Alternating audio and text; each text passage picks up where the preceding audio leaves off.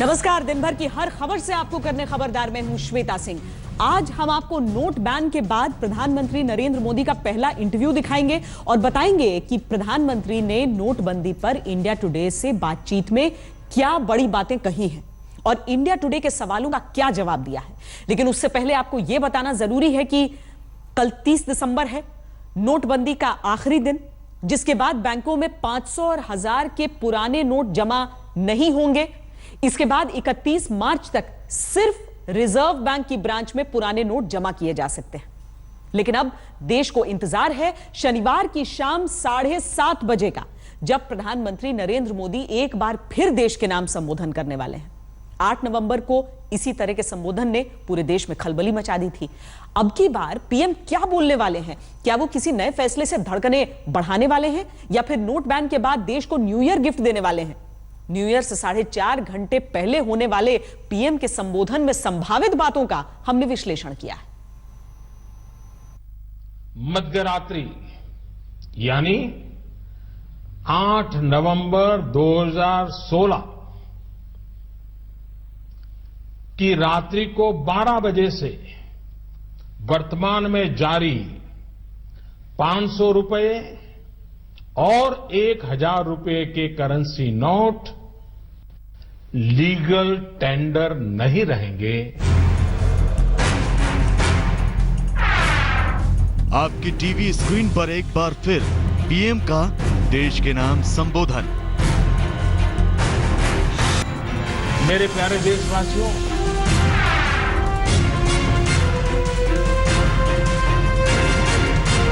नोटबंदी का फैसला करने वाली पिक्चर अभी बाकी है। प्रधानमंत्री नरेंद्र मोदी न्यू ईयर से ठीक पहले देश के नाम एक और संबोधन करने वाले हैं। 31 दिसंबर की शाम 7:30 बजे, जब आप न्यू ईयर के जश्न की तैयारी कर रहे होंगे, उस वक्त प्रधानमंत्री अपने वैसे ही भाषण के साथ तैयार होंगे जो उन्होंने 8 नवंबर की शाम 7:30 बजे दिया था, और जो भाषण किसी भूकंप की तरह था, जिसके झटके आज भी खत्म नहीं हुए हैं। देश को भ्रष्टाचार और काले धन रूपी दिमक से मुक्त कराने के लिए एक और सख्त कदम उठाना जरूरी हो गया है। 500 रुपये, 1000 रुपये के पुराने नोट अब केवल कागज के एक टुकड़े के समान रह जाएंगे। अब पीएम मोदी क्या करने वाले हैं? 8 नवंबर के थ्रिलर का सीक्वल आ रहा है। न्यू ईयर से 4.5 घंटे पहले क्या बोलेंगे मोदी? मेरे प्यारे देशवासियों के पार्ट 2 में क्या है? प्रधानमंत्री नरेंद्र मोदी 31 दिसंबर की शाम 7:30 बजे देश के नाम संबोधन में क्या बोलने वाले हैं? ये सवाल ही सबके दिल की धड़कनों को बढ़ा देने वाला है। क्या प्रधानमंत्री नोट बैन के आगे किसी नए फैसले का ऐलान करने वाले हैं? क्या प्रधानमंत्री नोट बैन पर राहत देने वाली देश को कोई अच्छी खबर सुनाने वाले हैं? आखिर क्या होगा प्रधानमंत्री के राष्ट्र के नाम भाषण के पार्ट 2 में? लेकिन बेईमानों की आदत जाती नहीं। उनके ब्लड में ही बेईमानी घुस गई है। तो उन्होंने क्या सोचा? अच्छा, मोदी ने 1000 और 500 की नोटें बंद कर दी, अब मोदी को हम दिखाते हैं। पिछले रास्ते से नोट बदलने में लग गए। उनको लगता था मोदी को दिखता नहीं है। लेकिन भाइयों बहनों, उन बेईमानों को पता नहीं था कि हमें पूरी जानकारी है कि बेईमान क्या करेंगे, और आज रोज पकड़े जा रहे हैं कि नहीं पकड़े जा रहे हैं। नोटों के ढेर, सोने के ढेर आ रहे हैं कि नहीं आ रहे हैं? सबका पसीना छूट रहा है। भाइयों बहनों, ये सफाई अभियान है, सफाई अभियान। ये प्रधानमंत्री नरेंद्र मोदी का 2 दिन पहले का भाषण है। देहरादून में इस भाषण के बाद पीएम दिल्ली में अर्थशास्त्रियों से मिले थे। नीति आयोग की अपनी टीम के साथ न्यू ईयर प्लान का मंथन किया था, जिसमें टैक्स सुधारों से लेकर आर्थिक एजेंडे के दूसरे बड़े प्लान पर बात हुई। और आज ये खबर आई कि प्रधानमंत्री न्यू ईयर से 4.5 घंटे पहले देश के नाम संबोधन करेंगे। संभावना यह है कि प्रधानमंत्री अपने भाषण में नोट बैन पर समर्थन के लिए लोगों को धन्यवाद देंगे। कैश निकालने की लिमिट को भी बढ़ाने का ऐलान हो सकता है। डिजिटल पेमेंट को बढ़ावा देने के लिए कुछ और डिस्काउंट मिल सकते हैं। गोल्ड पर कस्टम ड्यूटी हटाने और प्रॉपर्टी में स्टैंप ड्यूटी को कम करने की अटकलें हैं। टैक्स ढांचे को सरल करने और टैक्स रेट को कम करने के भी संकेत हैं। टैक्स की चोरी करने वालों पर भी सख्त कदम उठाने का ऐलान मुमकिन है।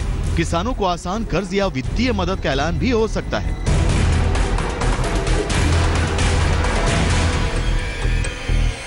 कह सकता हूं कि ये संबोधन उनका कुछ नई दिशाओं में जाएगा। एक बड़ा कदम जो विमुद्रीकरण का लिया गया है, इसके परिणाम और इसके बाद हम लोगों को क्या कदम उठाए। हालांकि इस बात की संभावना से भी इनकार नहीं किया जा सकता है कि प्रधानमंत्री नोटबंदी की तरह के किसी नए फैसले का ऐलान नहीं करेंगे, या फिर सिर्फ नोटबंदी के मुद्दे पर ही फोकस करेंगे, या फिर डिजिटल पेमेंट की ही बात करेंगे। बेनामी प्रॉपर्टी और बेनामी लेन देन को लेकर पहले से ही चर्चा चल रही है और इन अटकलों के बीच इस बात की संभावना भी खारिज नहीं की जा रही है कि प्रधानमंत्री नरेंद्र मोदी का राष्ट्र के नाम संबोधन न्यू ईयर के गिफ्ट से भरा नहीं होगा। लेकिन फिलहाल सबसे बड़ा मुद्दा नोटबंदी के बाद से जनता को हो रही तकलीफों का है। 30 दिसंबर की डेडलाइन खत्म होने के बाद पीएम देश के नाम संबोधन देने जा रहे हैं। उन्होंने नोटबंदी पर देश से 50 दिन मांगे थे, लेकिन दिक्कतें अभी खत्म नहीं हुई। मैंने सिर्फ देश से 50 दिन मांगे हैं, 50 दिन। 30 दिसंबर तक मुझे मौका दीजिए मेरे भाइयों। अगर 30 दिसंबर के बाद कोई मेरी कमी रह जाए, कोई मेरी गलती निकल जाए, कोई मेरा गलत इरादा निकल जाए, आप जिस चौराहे में मुझे खड़ा करेंगे, मैं खड़ा होकर के देश जो सजा करेगा वो सजा भुगतने के लिए तैयार है। नोटबंदी के बाद एक बार फिर से प्रधानमंत्री नरेंद्र मोदी 31 दिसंबर को राष्ट्र को संबोधित करने वाले हैं। पीएम मोदी अपने संबोधन के अंदर देश को यह बताएंगे कि नोटबंदी से देश को कितना फायदा हुआ है और सरकार के खजाने में नोटबंदी के बाद जो काला धन आया है उसको गरीब कल्याण योजनाओं में कहां और कैसे लगाया जाएगा, इसकी घोषणा भी करेंगे। मतलब साफ है कि आने वाले विधानसभा चुनाव में नोटबंदी का फायदा कैसे लिया जाए, सरकार ने इसका पूरा खाका तैयार कर लिया है। कैमरामैन सत्येंद्र भाटी के साथ हिमांशु मिश्रा, दिल्ली, आज तक। पीएम के देश के नाम संबोधन का सब दिल थाम कर इंतजार कर रहे हैं, क्योंकि इस संबोधन में क्या पीएम बोलेंगे इसके बारे में सिर्फ अटकलें लगाई जा सकती हैं। हालांकि आपको इसके कुछ संकेत पीएम के उस इंटरव्यू से मिल जाएंगे, जो इंटरव्यू नोट बैन के बाद पहली बार प्रधानमंत्री ने किसी मीडिया ग्रुप को दिया है। इंडिया टुडे ग्रुप के ग्रुप एडिटोरियल डायरेक्टर राज चेंगप्पा ने प्रधानमंत्री नरेंद्र मोदी का इंटरव्यू किया है, जिसमें पीएम ने नोट बैन पर हर सवाल का जवाब दिया है। नोट बैन के रिपोर्ट कार्ड को पीएम किस तरह देख रहे हैं, उन्होंने क्या आकलन किया है, उनका आगे का प्लान क्या है, ये सब हमको खुद प्रधानमंत्री नरेंद्र मोदी ने बताया है।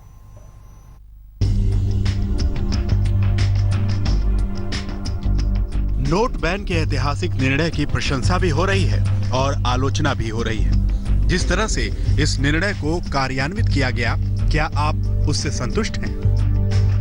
ये निर्णय इतना बड़ा है कि हमारे सर्वोत्तम अर्थशास्त्री भी अपने कैलकुलेशन में कंफ्यूज हैं। इसके बावजूद देश के 125 करोड़ लोगों ने इसका खुले दिल से स्वागत किया है और व्यक्तिगत कठिनाइयों का सामना करते हुए भी इस निर्णय का समर्थन किया है। इतने दिन बीत जाने के बाद भी लोग उद्वेलित नहीं हुए, इसके बावजूद कि हमारे आलोचक इस निर्णय के गंभीर परिणाम का अनुमान लगाते रहे हैं। मेरे विचार से ये स्वीकार्यता इस निर्णय से भी ज्यादा ऐतिहासिक है। मैं जानता था कि इस निर्णय को कार्यान्वित करने में मुश्किल चुनौतियां आएंगी और मैं मानता हूं कि हमने उम्मीदों के आधार पर काम किया।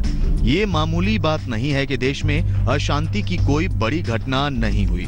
साथ ही साथ हमने इस निर्णय को लगातार बेहतर करने का रास्ता बनाए रखा।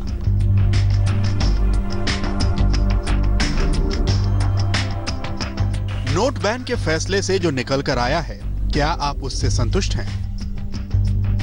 इस फैसले से काला धन बाहर निकल कर आने के लिए मजबूर किया गया। फिर चाहे ये काला धन किसी का भी हो, भ्रष्ट नेताओं का हो, ब्यूरोक्रेट्स का हो, बिजनेसमैन का हो या प्रोफेशनल्स का हो। जाली नोट जिसके बारे में हमारी खुफिया एजेंसियों ने रिपोर्ट किया था कि वो बड़ी मात्रा में हमारे दुश्मनों के पास है, वो तुरंत खत्म हुए।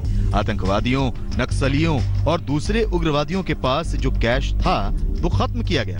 मानव तस्करी और ड्रग्स के कारोबार की खतरनाक गैर कानूनी गतिविधियों को ध्वस्त किया गया। नोट बैन का फैसला भारत में भी और दुनिया में भी पहले हुआ है, लेकिन इतने बड़े पैमाने का फैसला कभी नहीं हुआ, और वो भी उस अर्थव्यवस्था में जो तेजी से बढ़ रही है। आपने क्या सोचकर ये निर्णय किया और इसकी यही टाइमिंग क्यों चुनी? पूरी दुनिया में एक्सपर्ट नोट बैन की वर्षों से वकालत करते रहे हैं। अमेरिका में $100 के नोट को खत्म करने की चर्चा हुई थी। भारत में 1970 के दशक के बाद से नोट बैन की सिफारिश की जाती रही है। 1971 में वांचू कमेटी ने ऐसा कहा था। सभी राजनीतिक दल इसकी बात करते रहे हैं। हमने जो किया है उन्हीं सिफारिशों के आधार पर किया है। वास्तव में हम ये निर्णय लेने में 40 साल पीछे हैं। इसे स्वाभाविक तौर पर समझा जा सकता है। अगर देश की अर्थव्यवस्था कमजोर होती तो ये निर्णय नहीं किया जा सकता था। आप जानते हैं कि दिवाली के दौरान भारत में आर्थिक गतिविधि तेज होती है, इसके बाद कुछ समय के लिए धीमी होती है।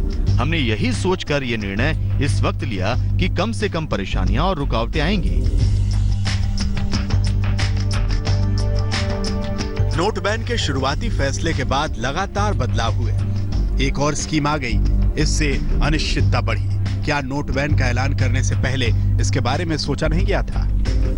जहां तक लगातार बदलाव की बात है, हमें नीति और रणनीति में अंतर करना होगा। उन्हें एक ही ब्रैकेट में नहीं रखना चाहिए। नोट बैन का निर्णय हमारी नीति को दिखाता है जो स्पष्ट है, हालांकि हमारी रणनीति का अलग होना जरूरी है। पुरानी कहावत है, तू डाल डाल मैं पात पात। हमें अपने दुश्मन से 2 कदम आगे रहना ही पड़ेगा। आप एक जगह पर खड़े रहकर इस तरह का युद्ध नहीं जीत सकते। अगर हम एक जगह पर खड़े रहेंगे तो दुश्मन को फायदा मिल जाएगा। अगर दुश्मन भागेगा तो हम पीछा करेंगे। अगर वो अपने तरीके बदलेंगे तो हम भी अपने तरीके बदलेंगे। जब भ्रष्ट लोगों ने नए तरीके निकाल लिए तो हमें भी उन तरीकों को तोड़ने के नए तरीके ढूंढने पड़ेंगे। नोट बैन के बाद जो रकम रिकवर हुई, सरकार के खजाने को जो फायदा हुआ, उस पैसे का इस्तेमाल सरकार कैसे करेगी? हमें यह समझना होगा कि ये निर्णय किसी शॉर्ट टर्म फायदे के लिए नहीं लिया गया है, बल्कि लॉन्ग टर्म व्यवस्थागत बदलाव के लिए लिया गया है। हमारा उद्देश्य अर्थव्यवस्था और समाज को काले धन की बुराई से साफ सुथरा करना है। जो भी इससे राजस्व आएगा उसे गरीबों और हाशिए पर खड़े लोगों के कल्याण के लिए इस्तेमाल किया जाएगा। और ये इंटरव्यू जिस पत्रकार ने किया है, इंडिया टुडे ग्रुप के ग्रुप एडिटोरियल डायरेक्टर राज चेंगप्पा इस वक्त स्टूडियो में हमारे साथ हैं। मुलाकात शायद एक पत्रकार के तौर पर आपकी पहली हुई है उनसे, जो नोटबंदी के फैसले के बाद वो रैलियों में जाते हैं, बहुत कॉन्फिडेंट नजर आते हैं, लेकिन वही आत्मविश्वास क्या उनका उस बातचीत में भी झलक रहा था? हाँ, मुझे भी थोड़ा आश्चर्य हो गया that when I met him. गांव-गांव से बहुत रिपोर्ट आते हैं, बड़ी क्यूज होता है, लोगों को तकलीफ होता है, but when I was interviewing him, एकदम उसकी कॉन्फिडेंस था, अमेजिंग कॉन्फिडेंस है, विश्वास है उनका, जो काम किया वो अच्छे है, और कन्विक्शन से बात हो रहा है उसके। That's the in fact I asked him, आप कैसे सोचते that you know you are speaking to me with such that everything is going right when we are getting so many reports? उन्होंने बताया, देखो मेरे पास तो क्लैरिटी है और मेरे एक्शंस भी प्योर है, उसमें कुछ राजनीति की बात नहीं है। मतलब उनको लगता है ये पॉलिटिकल उनका मूव नहीं है, ये राजनीति से प्रेरित उनका मूव नहीं है। वो बोल रहे देश के लिए टू मेक इट बेटर, और इनकी सिस्टम्स जो होता है ये पर्टिकुलरली ब्लैक मनी, वो बोल रहा है तो एकदम it had affected the country so much that जो ग्रोथ हमने चाहता था 10-12% वो पॉसिबल नहीं होता है। अच्छा। और दूसरी बात, वो बड़ी अच्छी बात बोल दिया उन्होंने। He said that look, if the economy, the main criticism क्या था, ये economy बहुत weak है, और that you know it is already because of this demonetization problems हो गया, और depress हो गया, growth depress हो गया था। But he says, देखो this was the best time, if I didn't do it now, timing का बारे भी बहुत important था, अगर अभी नहीं किया मेरे चांस तो 6 महीने 7 महीने बैठे, and it is better जब economy is still doing well, हमने ये implement किया था। So it can take the shock of this. हाँ, क्योंकि उनकी बातों को सुनकर हमेशा जब भी वो लोगों को भी संबोधित करते हैं तो उनकी बातों से ऐसा लगता है कि और यही कहना चाहते हैं कि मुझे राजनीतिक विरोध से नहीं लेना देना है, मैं एक अपने आइडिया को लेकर पूरी तरीके से आश्वस्त हूं और मैं उस दिशा में जाना चाहता हूं, और इसीलिए मुमकिन है कि जो राजनीति भी हो रही है इस पर, उसे लेकर बहुत ज्यादा बिटर वो नहीं नजर आए। लेकिन अभी जो सबकी नजरें हैं राजीव, वो इस बात पर हैं कि वो जब राष्ट्र के नाम संबोधन करेंगे तो वो क्या कहेंगे। इस इंटरव्यू में कमोवेश हर बात पर उन्होंने सारे जवाब दिए हैं। तो हम उम्मीद करें कि यहां पर जो बातें कही गई हैं वही करेंगे, या फिर कोई एक सरप्राइज अनाउंसमेंट वहां पर भी हो सकता है? नहीं, जो वो बात करेंगे देश के लिए मुझे पता नहीं होगा, क्योंकि he is obviously not going to reveal everything to me, but मेरे इंप्रेशन यही था।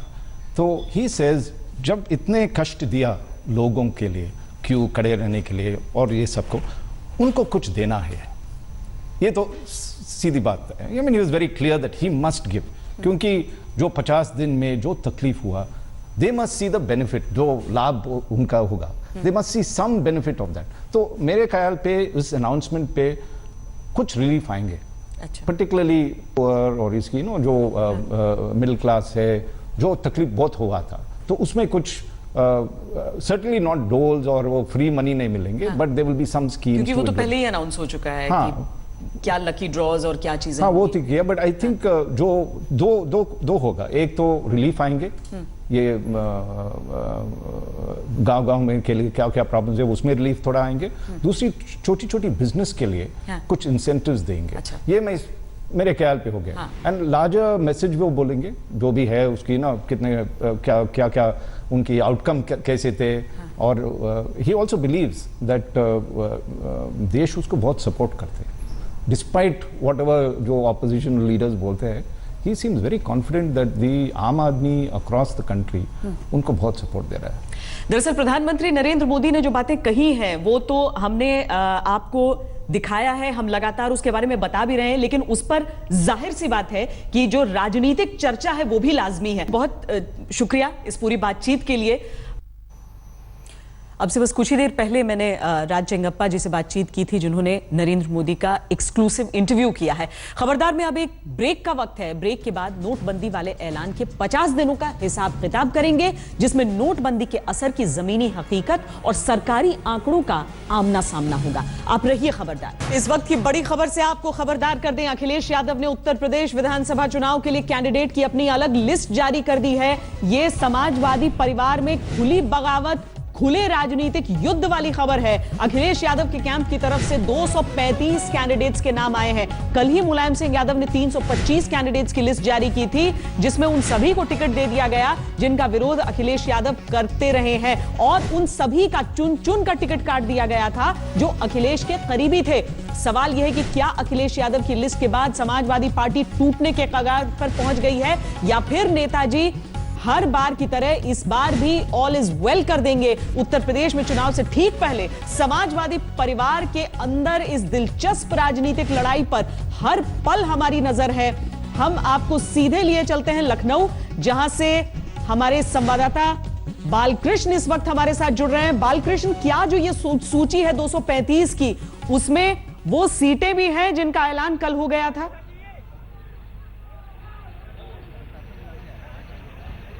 बिल्कुल श्वेता, इस वक्त जब आप ये सवाल पूछ रही हैं, अखिलेश यादव अपने घर से, जो सरकारी आवास है वहां से निकल के जो अपना जो निजी घर है जहां पर वो रात में रुकते हैं, वहां की ओर निकल रहे हैं। बहुत गहमा गहमी का दिन भर रही, और उसके बाद अंत जो हुआ वो बहुत ही ड्रामेटिक तरीके से हुआ है। अखिलेश यादव ने आखिरकार 235 लोगों की अपनी लिस्ट जारी कर दी है, और बिल्कुल सही कहा आपने, उसमें से बहुत सारे कॉमन लोग भी हैं, बहुत सारे ऐसे लोग भी हैं जिनको समाजवादी पार्टी की जो ओरिजिनल लिस्ट है जिसको मुलायम सिंह यादव ने जारी किया था उसमें भी उनका नाम है। और बिल्कुल साफ बात है, ऑब्वियसली जिन लोगों का टिकट काटा गया था शिवपाल यादव मुलायम सिंह की लिस्ट में, वो सारे लोग हैं।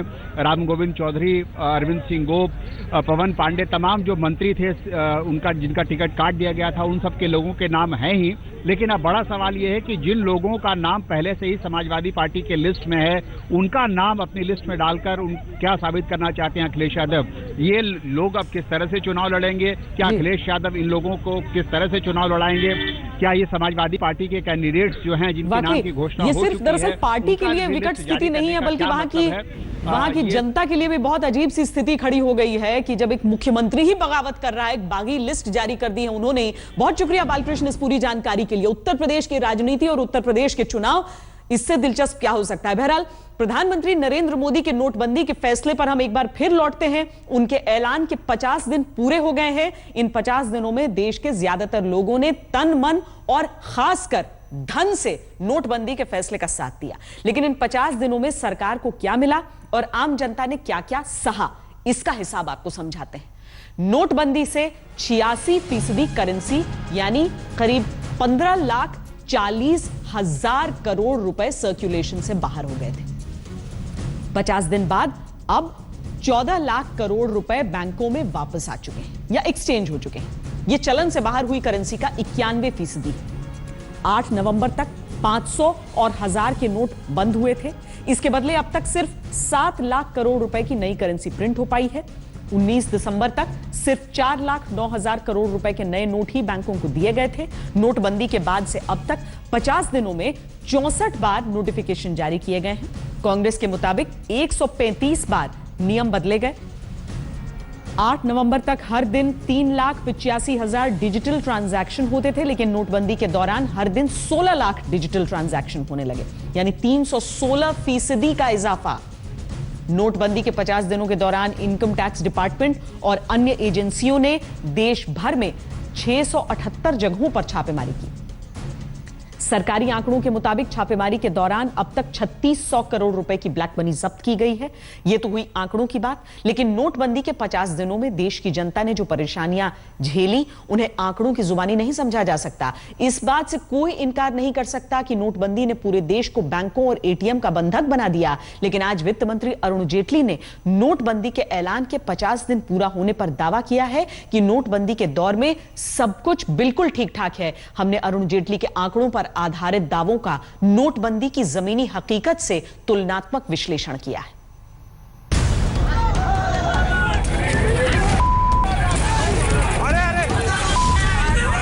नोटबंदी के 50 दिन कैसे गुजरे, ये किसी से छिपा नहीं है। कई जगह बैंकों के बाहर लोगों को लाठियां खानी पड़ी, तो कहीं परेशान लोग सड़कों पर उतर आए। लेकिन देश के वित्त मंत्री अरुण जेटली नोटबंदी से जूझते लोगों के प्रति आभार व्यक्त कर रहे हैं। We are extremely grateful to the people of India who have in very large measure supported this move, and what is significant is that not a single incident of any form of unrest has been reported in the country. 26 दिसंबर को अमृतसर के मजीठा इलाके में फलियों की खेती करने वाले किसानों ने सही दाम न मिलने की वजह से पकी हुई फसल पर ट्रैक्टर चला दिया। किसान इसका कारण नोटबंदी मान रहे हैं, लेकिन वित्त मंत्री आंकड़े पेश कर रहे हैं कि नोटबंदी के दौर में भी फसलें खूब लहलहाई। कृषि क्षेत्र की सबसे बड़ी चिंता थी, वहां भी वृद्धि हो रही है। इस बार की जो रबी क्रॉप की सोइंग हुई है वो पिछले वर्ष की तुलना में 6.37% ज्यादा है, जो कि कृषि क्षेत्र के लिए एक अच्छा आंकड़ा माना जाता है। हालात और बढ़ गए, बदलाव कुछ भी नहीं हुआ। अच्छा, दिक्कत हो रही है? और बहुत दिक्कत हो रही है। सुबह से खड़े हैं यहाँ पे, अभी ड्यूटी भी जाना है, दिहाड़ी भी करनी है, तो नहीं जाएंगे तो शाम को 50 में वो भी नहीं मिलेंगे। अभी ऐसे तेज जुगत हुआ है, अभी भी दिक्कत हो रही है? हाँ जी। काम छोड़कर सर जी 2 दिन का काम छोड़कर बैंकों में लगने पड़ते हैं, यानी हफ्ते में 6 दिन काम कर रहे हैं, 6 में 3 दिन ही काम कर रहे हैं, 3 दिन यहाँ बैंक में फिर भी पर्याप्त पैसा नहीं मिल पा रहा। ये काम तो ठीक है, बट थोड़ा प्रोसीजर गलत है। मतलब ऐसा नहीं है कि मतलब अनाउंस कर देना चाहिए था, मतलब लेकिन अगर ऐसा करना था तो मतलब कुछ रिक्रूट कर देते ज्यादा लोगों को, ताकि इम्प्लीमेंटेशन होना चाहिए था। ये सही है कि बैंकों और एटीएम के बाहर अब लाइनें छोटी हो गई हैं, लेकिन ये सच नहीं है कि लोगों को बैंक पूरे 24,000 रुपए दे रहे हैं। 500 के नोटों की सप्लाई तो बढ़ी है, लेकिन उतनी नहीं जितनी बढ़नी चाहिए थी। लेकिन वित्त मंत्री के दावे कुछ और ही हैं। करेंसी रिप्लेसमेंट, रीमोनेटाइजेशन बहुत एडवांस स्टेज पे है। जितनी करेंसी 8 नवंबर को थी, उसका एक बहुत बड़ा भाग बाजार में रिजर्व बैंक ने दे दिया है। रिजर्व बैंक के पास अभी भी पर्याप्त करेंसी है और बहुत अधिक मात्रा में करेंसी रीसर्कुलेशन में भी आ गई है, और इसलिए आने वाले सप्ताहों में यह स्थिति और सुधर सकती है। नोटबंदी के 50 दिनों में जनता ने बेहिसाब परेशानियां झेली, लेकिन सरकार को इस बात की खुशी है कि जिस पैसे का कोई हिसाब किताब नहीं था, वो पैसा बैंकों में आ चुका है और नोटबंदी ने सरकार की आमदनी भी बढ़ा दी है। एक बहुत बड़ा पैसा जो गुमनामी में था, आज वो बैंकिंग व्यवस्था में आया है, और जब बैंकिंग व्यवस्था में आता है तो स्वाभाविक है कि डायरेक्ट और इनडायरेक्ट टैक्सेशन उस पैसे के ऊपर लगता है या उसके आधार पर जो कारोबार होता है उस पर लगेगा। बैंक की क्षमता भी ऋण देने की बढ़ती है और टैक्सेशन कलेक्शंस में ये अभी तक रिफ्लेक्ट होना आरंभ हो गया है। बड़े बड़े अर्थशास्त्रियों से लेकर छोटे से छोटे विपक्षी दलों ने एक्सपर्ट राय दी कि नोटबंदी की वजह से अर्थव्यवस्था को भारी नुकसान हुआ। सरकार ने खुद जीडीपी ग्रोथ रेट के अनुमान को घटा दिया, लेकिन आज वित्त मंत्री अरुण जेटली ने ऐलान कर दिया कि अंदाजे गलत भी हो सकते हैं। इसलिए इस सब को आधार मान लिया जाए तो जो आलोचक इसके कह रहे थे कि बहुत बड़ा प्रभाव अर्थव्यवस्था पे पड़ने वाला है, ऐसा हुआ नहीं। 8 नवंबर के बाद के विशेष रूप से हम लोग आंकड़े देखें तो लोगों के अंदाजे और टिप्पणियां गलत हो सकती हैं, लेकिन जो टैक्स आता है वो तो फिजिकल होता है, उसमें गलती का अनुमान होने की कोई गुंजाइश नहीं रहती।